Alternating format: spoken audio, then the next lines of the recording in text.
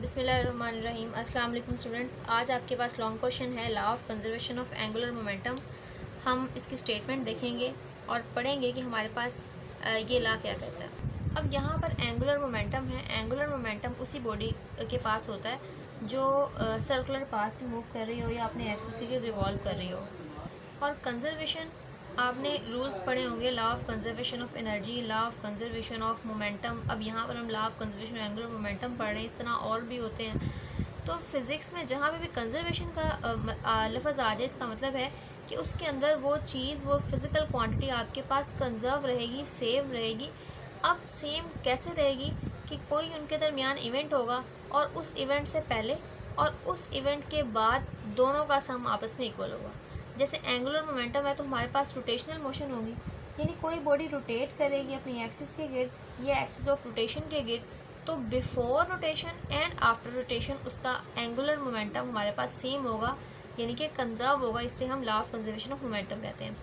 If no external torque acts on a system, बाहर से हम उसे रोटेट करवाने की कोशिश नहीं कर रहे, बाहर से कोई टॉर्क उस पर एक्ट नहीं कर रहा, the total angular momentum of system remains the constant.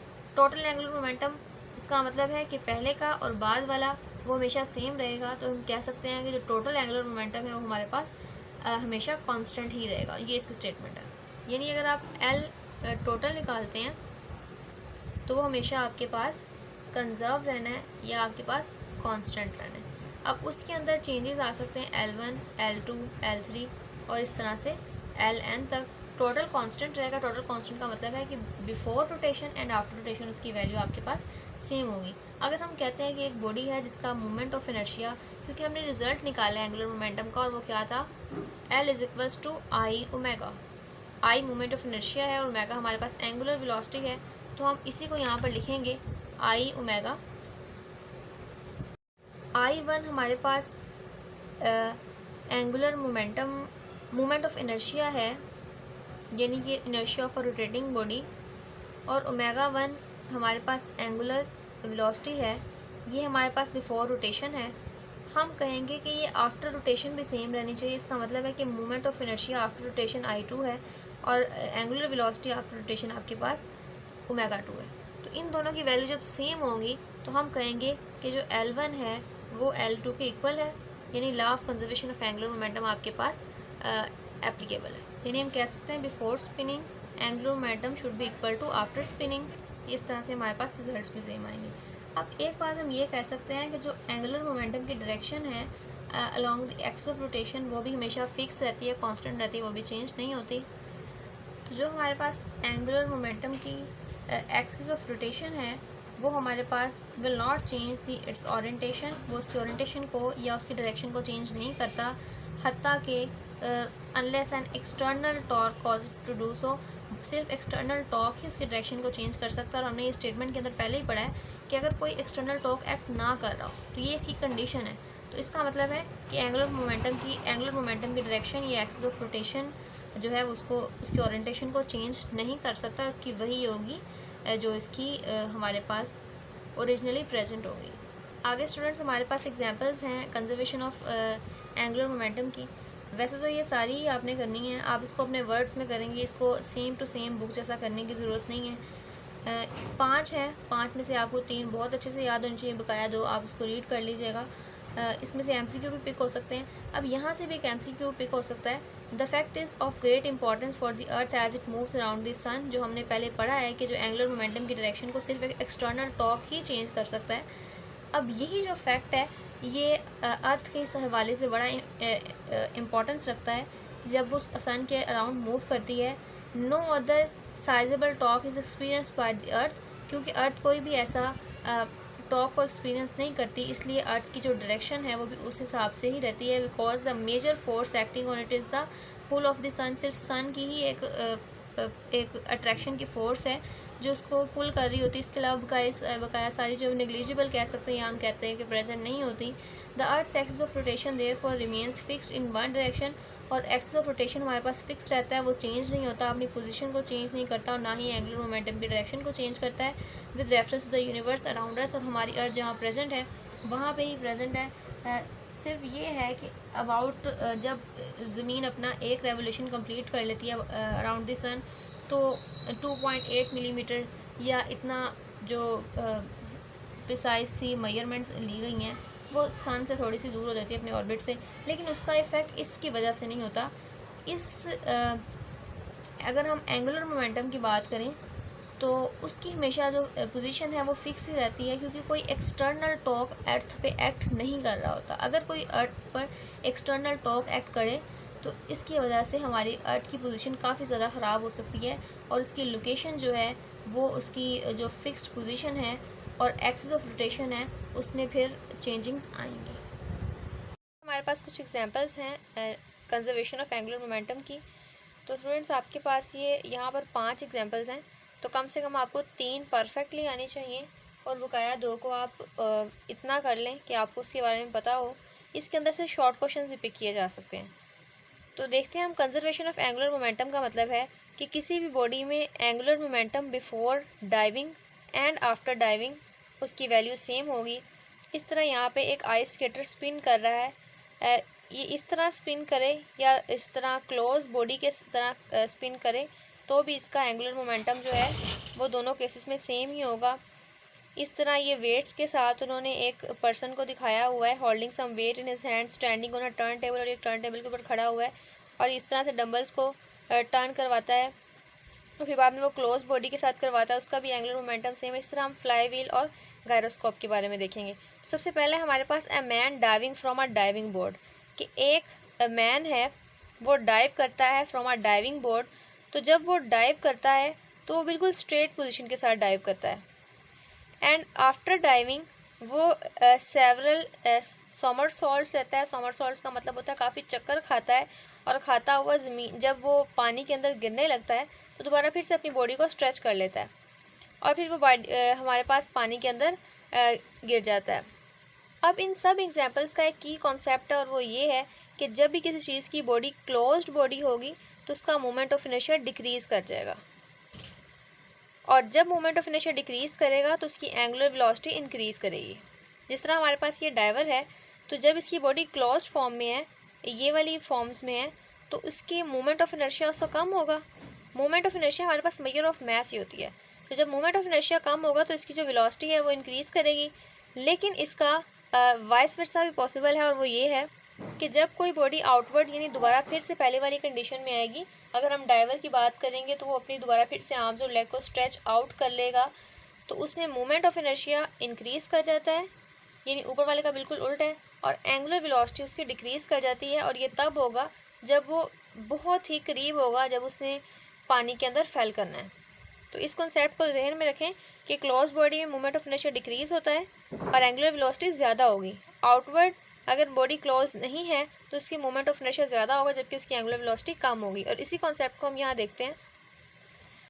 आप लोग सिर्फ और सिर्फ अपनी अंडरस्टैंडिंग के लिए करेंगे, अपने वर्ड्स के अंदर जो की कॉन्सेप्ट मैंने आपको बताया वो अंदर लिखते हैं और उसके बाद अपनी वर्डिंग यूज़ कर लें तो ये आपके लिए इनफ होगा। तो हमारे पास है a diver jumping from a spring board. एक स्प्रिंग बोर्ड से डाइवर जब जंप करता है, has to take a few somersaults, तो उसे काफ़ी कुछ चक्कर खाने पड़ते हैं इन एयर, हवा में, before touching the water surface, इससे पहले कि वो हवा पानी की सरफेस को टच करे। तो यहाँ पे ये कुछ चक्कर खाएगा। As on the figure, after leaving the springboard, he curls his body by rolling arms and legs in.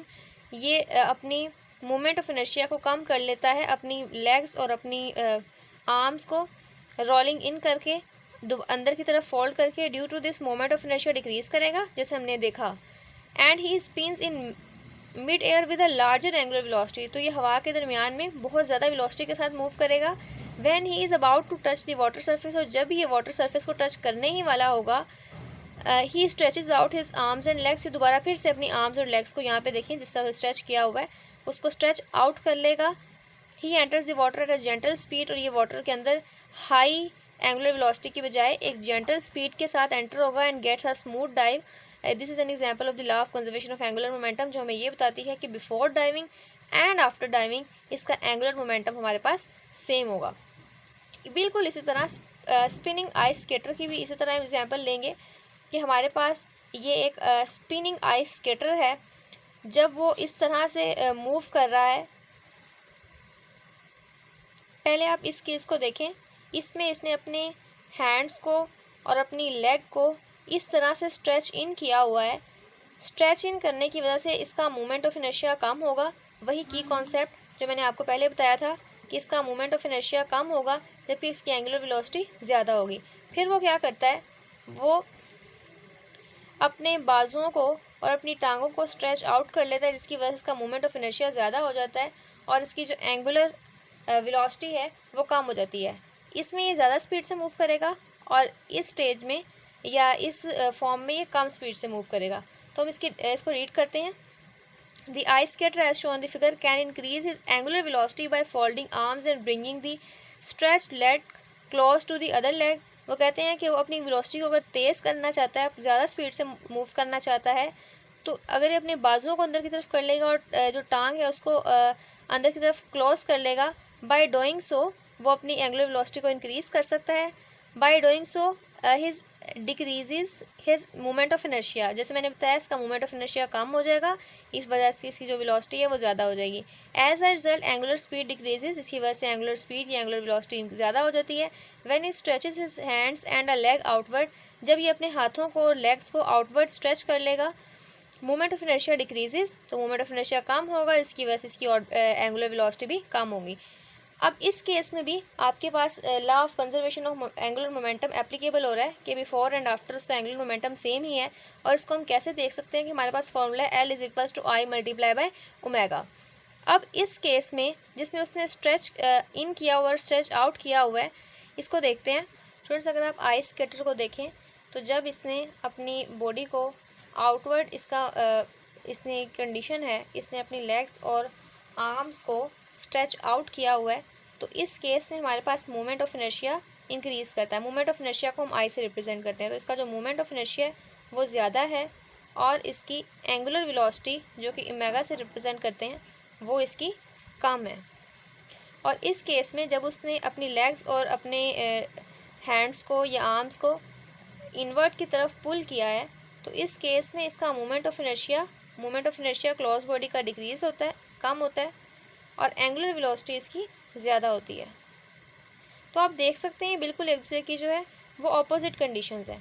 लेकिन जब हम एंगुलर मोमेंटम निकालते हैं, क्योंकि हम law of conservation of angular momentum की बात कर रहे हैं जो इक्वल होता है L = I × W, तो यहाँ पे I × W में I की वैल्यू ज़्यादा और एंगुलर वेलोसिटी की वैल्यू कम है, तो जो हमारे पास रिज़ल्ट आएगा वो बिल्कुल बैलेंस हो जाएगा इसके रिजल्ट से, जहाँ पे इसका ऑपोजिट है, मोमेंट ऑफ इनर्शिया इसका कम है और एंगुलर वेलोसिटी इसकी ज़्यादा है, जो कि बिल्कुल इसके ऑपोजिट है। तो इस केस में जो हम वैल्यू इसकी निकालेंगे I1 ω1 की, वो इक्वल आ जाएगी हमारे पास I2 ω2 के, क्योंकि जिस तरह मोमेंट ऑफ इनर्शिया इंक्रीज़ कर रहा था और एंगुलर वेलोसिटी डिक्रीज़ कर रही थी, इसको बैलेंस कर दिया है इसकी ऑपोजिट इफेक्ट ने, जिसमें मोमेंट ऑफ इनर्शिया डिक्रीज़ कर रहा है और एंगुलर वेलोसिटी हमारे पास इंक्रीज़ कर रही है। तो हम कह सकते हैं कि इसमें प्रोडक्ट जो दोनों को आएगा वो हमेशा कांस्टेंट होगा, सेम होगा, जो law of conservation of angular momentum को सेटिस्फाई करता है। और ये स्पिनिंग ऑफ आइस स्केटर में भी उन्होंने यही बताया हुआ है। इसको यहाँ से रीड करते हैं। An ice skater as shown the figure can increase his angular velocity by folding arms and bringing the stretch leg close to the other leg. तो वो इस तरह करने से अपनी एंगुलर वेलोसिटी को इंक्रीज़ कर सकता है इस फॉर्म से। अगर वो इस फॉर्म में जाएगा जिसकी वजह से इसकी एंगुलर स्पीड भी इंक्रीज़ होगी, और जब ये अपने हैंड्स को स्ट्रेच करेगा आउटवर्ड डायरेक्शन में दोबारा फिर से इस फॉर्म में आएगा, तो इसका मोमेंट ऑफ इनर्शिया भी ज़्यादा होगा, इसकी एंगुलर वेलोसिटी डिक्रीज़ कर जाएगी। इसी तरह हमारे पास थर्ड एग्जांपल है, a person holding some weight in his hand standing on a turn table. कि कोई पर्सन है वो टर्न टेबल के ऊपर खड़ा हुआ है और इसने अपने हाथों में कोई वेट पकड़ा हुआ है। ये डंबल्स हैं स्टूडेंट्स, जो जिम में जिमर करते हैं, ये कुछ इस तरह की शेप के होते हैं और इसने इस हाथ में भी डंबल पकड़ा है और दूसरे हाथ में भी डंबल पकड़ा है। तो हम कहते हैं कि जब इसकी बॉडी इसकी बॉडी आउटवर्ड है यानी स्ट्रेच आउट है, तो उस केस में, और जब उसकी बॉडी स्ट्रेच इन है, वो डंबल्स को अपने पास कर लेता है और फिर बाद में वो मूव करता है, तो उसकी वेलोसिटी में क्या क्या चेंजिंग होगी, बिल्कुल सेम वही कॉन्सेप्ट है। और वो ये है कि क्लोज बॉडी में मोमेंट ऑफ इनर्शिया डिक्रीज़ करता है और एंगुलर वेलोसिटी ज़्यादा होगी। यानी अगर वो स्ट्रेच इन है, उसने डंबल अपने करीब करीब किए हुए हैं, अपने बॉडी के पास हैं उसके, तो वो ज़्यादा वेलोसिटी के साथ मूव करेगा एज़ कम्पेयर टू जब उसने डंबल्स को दूर दूर किया हुआ है और कुछ इस फॉर्म में उसने डंबल्स को पकड़ा हुआ है। एक डंबल्स पकड़ने का ये तरीका है और एक डंबल्स को पकड़ने का ये तरीका है।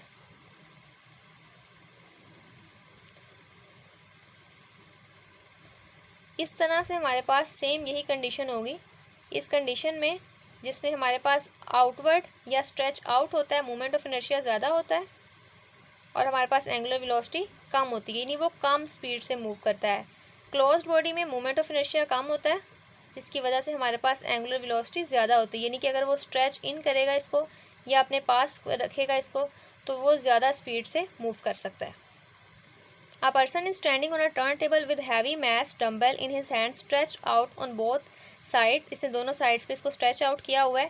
As he draws his hands inward, जैसे ही वो अपने हाथ अंदर की तरफ करता है, his angular speed at once increases. इसकी एंगुलर स्पीड ज़्यादा हो जाती है और इसकी रीज़न क्या है? मोमेंट ऑफ इनर्शिया डिक्रीज़ करना, जो हमने की कॉन्सेप्ट्स देखे हैं। This is because the moment of inertia decreases on drawing the hands inwards, which increases the angular speed. जब मोमेंट ऑफ इनर्शिया हमारे पास कम होगा, जब हम किसी भी चीज़ को इनवर्ड ड्रॉ करेंगे, अंदर की तरफ करेंगे, तो उसकी वजह से हमारी एंगुलर स्पीड बढ़ जाएगी। आगे स्टूडेंट्स हमारे पास फोर्थ एग्जांपल है फ्लाई व्हील। फ्लाई व्हील में भी कंजर्वेशन ऑफ एंगुलर मोमेंटम ही होता है। इसमें हमारे पास एक हैवी व्हील होता है जिसका कोई ना कोई एक्सल होता है। ये रोटेशनल एनर्जी को स्टोर करने के लिए इस्तेमाल होता है, क्योंकि ये काफ़ी हैवी होता है। इसको हम मेंटेनेंस के अंदर इस्तेमाल कर सकते हैं, जहाँ हमें स्टेबिलिटी रिक्वायर्ड होती है, बहुत ज़्यादा हमें रोटेशन रिक्वायर्ड नहीं होती, वहाँ हम फ्लाई व्हील का इस्तेमाल कर सकते हैं। ये रोटेशनल एनर्जी को स्टोर करने के लिए इस्तेमाल हो सकता है। आउटपुट की फ्लक्चुएशंस का मतलब है कि अगर ये ग्राफ है तो उसमें जो इस तरह की फ्लक्चुएशंस आ रही होती हैं उसको रिमूव करने के लिए इस्तेमाल हो सकता है। हमें स्मूथ आउटपुट मिल सकती है जिस तरह की हमें चाहिए होती है। और एक प्रोवाइड करता है स्टेबिलिटी, जो इसका सबसे बड़ा यूज़ है। स्टेबिलिटी के लिए इस्तेमाल होता है such as bicycles and other vehicles, industrial machinery, gyroscope, ships and spacecraft. तो यहाँ पे आपने सबसे पहले इसका कह लें कि इंट्रोडक्शन है, उसके बाद फिर यहाँ से इसका यूज़ स्टार्ट हो जाता है। इसके बाद फिर इसकी थोड़ी सी वर्किंग है। When a flywheel spins, जब ये स्पिन करता है, its angular momentum resist change to it orientation. तो इसकी ओरिएंटेशन में जो चेंज आता है उसमें एंगुलर मोमेंटम रेजिस्ट करता है, उसकी मुखालफत करता है, जिसकी वजह से हमारे पास स्टेबिलिटी होती है। अगर एंगुलर मोमेंटम इसकी ओरिएंटेशन में रेजिस्टेंस पैदा ना करे तो ये स्टेबल नहीं होगा और ना ही इस रूल को law of conservation of angular momentum पे एप्लीकेबल होगा। अब ये कहाँ कहाँ इस्तेमाल होता है? जहाँ हमें प्रिसाइज कंट्रोल चाहिए होता है over their orientation without external interference. बाहर से कोई किसी चीज़ को रोटेट करने से ना रोके, बल्कि हमें अंदर से ही कोई ऐसा सिस्टम चाहिए जो उसको स्टेबल कर सके, और जितनी हमें रिक्वायर्ड आउटपुट में हमारे पास हमें सर्कुलर टर्म्स चाहिए या रोटेशनल एनर्जी चाहिए, उसके लिए फिर हम फ्लाई व्हील को इस्तेमाल कर लेते हैं। इस तरह हमारे पास से आगे द गायरोस्कोप के अंदर भी यही फ्लाई व्हील जो है इस्तेमाल होता है। ये हमारे पास फ्लाई व्हील है जो गायरोस्कोप के अंदर इस्तेमाल हो रहा है। अब गायरोस्कोप के अंदर एक हमारे पास इस तरह से बना होता है एक्सिस, इस तरह से ये रोटेशनल मोशन हमारे पास एक्स एक्सिस के लॉन्ग, फिर बाद में वाई एक्सिस के लॉन्ग, फिर से एक्स एक्सिस वाई एक्सिस के लॉन्ग मोशन होती है व्हील्स की। इसका भी प्रिंसिपल हमारे पास law of conservation of angular momentum ही है। Due to its large moment of inertia, जिस चीज़ का मैस ज़्यादा होता है उसका मोमेंट ऑफ इनर्शिया भी ज़्यादा ही होता है। तो इसको रीड करते हैं। A gyroscope is a device which is use to maintain its orientation relative to the earth axis और resist change in its orientation. इसने अर्थ के ओरिएंटेशन के हिसाब से, जिस तरह से अर्थ ने रोटेट करना है, इसने अपनी पोजीशन को फिक्स से रखना है और इसने ओरिएंटेशन में चेंज को रेजिस्ट करना है। रेजिस्ट करना, उसका मुखालफत पैदा करनी है उसकी, क्योंकि ये हमारे पास काफ़ी हैवी व्हील होता है जिसका एक्सल होता है। तो आपको पता है जिस चीज़ का मैस ज़्यादा होता है उसका मोमेंट ऑफ इनर्शिया ज़्यादा होता है और उस चीज़ को मूव करवाना मुश्किल होता है, और जो हैवी चीज़ होती है वो ज़्यादा स्टेबल होती है as compare to the light thing. जो लाइट सी चीज़ होती है वो जल्दी मूव कर जाती है और वो इतनी ज़्यादा स्टेबल भी नहीं होती। It consist of a mounted fly wheel pivoted in supporting rings. ये हमारे पास इसके रिंग्स हैं, हॉरिजॉन्टल, वर्टिकल और दूसरे रिंग्स प्रेजेंट हैं। और इसका जो मैस है फ्लाई व्हील का पाइवटेड होता है, एक ये जो पॉइंट है इसी पर रहेगा और इसके आगे पीछे मूव नहीं करेगा, यहाँ पर स्टेबल है ये। It works on the basis of law of conservation of angular momentum. तो ये सारी, क्योंकि हम law of conservation of angular momentum की एग्जांपल्स पढ़े तो सबका यही, इनकी सबकी बेस यही है। Due to its large moment of inertia, इसका मैस बहुत ज़्यादा है इसलिए इसका मोमेंट ऑफ इनर्शिया भी ज़्यादा है। When the gyroscope spins at a larger angular speed, जब इसकी एंगुलर स्पीड बहुत ज़्यादा हो जाती है, एंगुलर स्पीड यानी कि ओमेगा हमारे पास ज़्यादा होने की वजह से its angular momentum also becomes larger, यानी it gains larger angular momentum. तो इसकी एल की वैल्यू भी ज़्यादा हो जाती है, क्योंकि ये रोटेट कर रहा है तो हम एंगुलर टर्म्स को यूज़ करेंगे, एंगुलर वेलोसिटी, एंगुलर मोमेंटम और दूसरी एंगुलर टर्म्स। अब ये मुश्किल हो जाता है कि हम इसकी रोटेशनल एक्सिस को, गायरोस्कोप के रोटेशनल एक्सिस को, ओरिएंटेशन को चेंज कर सकें। अगर ये ऐसे रोटेट कर रहा है तो उसको दूसरी ओरिएंटेशन में लाने के लिए काफ़ी मुश्किल हो जाता है, क्योंकि इसका मैथ ज़्यादा होने की वजह से लार्ज मूवमेंट ऑफ इनर्शिया भी ज़्यादा होता है, तो ये हमारे लिए काफ़ी मुश्किल हो जाता है। A change in orientation requires a change in it's angular momentum. तो ओरिएंटेशन में चेंज के लिए एंगुलर मोमेंटम में चेंज आना चाहिए, और वो इसके एंगुलर मोमेंटम में चेंज क्योंकि नहीं आता, तो इस वजह से हम कहते हैं कि इसकी ओरिएंटेशन में भी चेंज नहीं आता, और ये वैसे ही रहती है जिस तरह की इसकी कंडीशन होती है, जो भी फॉर्म में पहले प्रेजेंट होती है। हम इसकी डायरेक्शन को चेंज करने के लिए हमें बहुत ज़्यादा एंगुलर मोमेंटम रिक्वायर्ड होता है। बहुत ज़्यादा एंगुलर मोमेंटम के लिए हमें बहुत ज़्यादा टॉर्क रिक्वायर्ड होता है। टॉर्क हमें पता है टर्निंग इफेक्ट ऑफ फोर्सेस, तो बहुत ज़्यादा टॉर्क हमें रिक्वायर्ड होता है। अगर हम इसको थोड़ा सा टिल्ट भी कर दें, फिर भी अपनी जो अपनी कंडीशन है उसी पे लेविएटेड रहेगी, और ये फॉल नहीं करेगा। जैसे ये प्रेजेंट है गायरोस्कोप, वैसे ही रहेगा। तो यही वजह है कि हम गायरोस्कोप को ओरिएंटेशन को मेंटेन करने के लिए इस्तेमाल कर सकते हैं। Due to its heavy mass, due to its heavy wheel with an axle, हम इसको इस्तेमाल करते हैं due to its high moment of inertia. अब इसका यूज़ देखें, in the guiding system of aeroplanes, उसमें हम इस्तेमाल करते हैं। सबमरीन्स में इस्तेमाल करते हैं उनके गाइडिंग सिस्टम में। स्पेस व्हीकल्स, जितनी स्पेस में जाने वाली हमारे पास व्हीकल्स है उसके अंदर इस्तेमाल करते हैं, ताकि हमारे पास स्पेसिफिक डायरेक्शन को मेंटेन कर सकें, हमारे पास न्यूट्रलिटी मेंटेन रहे, स्टेबिलिटी मेंटेन रहे, और इसका जो कोर्स है, रास्ता है, वो हमारे पास स्टेडी रहे। क्योंकि ये हैवी होता है, इसलिए इसको मूव करवाना, इसकी ओरिएंटेशन चेंज करना काफ़ी मुश्किल हो जाता है। स्टूडेंट्स, ये हमने देखी कुछ एग्जांपल्स हैं कंजर्वेशन ऑफ एंगुलर मोमेंटम की। इसमें आप इनकी फिगर्स को जस्ट देख लें, इसको बहुत ज़्यादा इस पर टाइम वेस्ट करने की ज़रूरत नहीं। इसमें से MCQ शॉर्ट आ जाएगा, या मज़ीद हमारे पास पेयरिंग स्कीम आएगी तो मज़ीद इसका आइडिया हो जाएगा। और इसके अलावा जो गायरोस्कोप है, इसको आप सेपरेटली प्रिपेयर कर लीजिएगा एज अ शॉर्ट एंड, और किसी हद तक लॉन्ग पे तौर पर भी, क्योंकि ये टॉपिक्स पहले नहीं थे, फर्स्ट ईयर में फर्स्ट टाइम इंक्लूड किए गए हैं। और इसका बेसिक कॉन्सेप्ट याद रखें, और जो मैंने की कॉन्सेप्ट इसमें बताए थे वो आपने कभी भी नहीं भूलने। अगर आपको वो याद है तो आप इसकी 3 से 4 एप्लीकेशन खुद से कर सकते हैं, और वो की कॉन्सेप्ट्स आपके पास ये 2 हैं। पहले बुक में एक्सरसाइज में ये क्वेश्चन भी था कि एक पर्सन जो है उसने इस तरह से होल्ड किए हुए हैं और वो स्ट्रेच कर लेता है, तो उसका movement of conservation of angular momentum उस पर कैसे अप्लाई कर सकते हैं। तो ये सेपरेटली शॉर्ट भी इसमें से जो है वो पिक किए जा सकते हैं।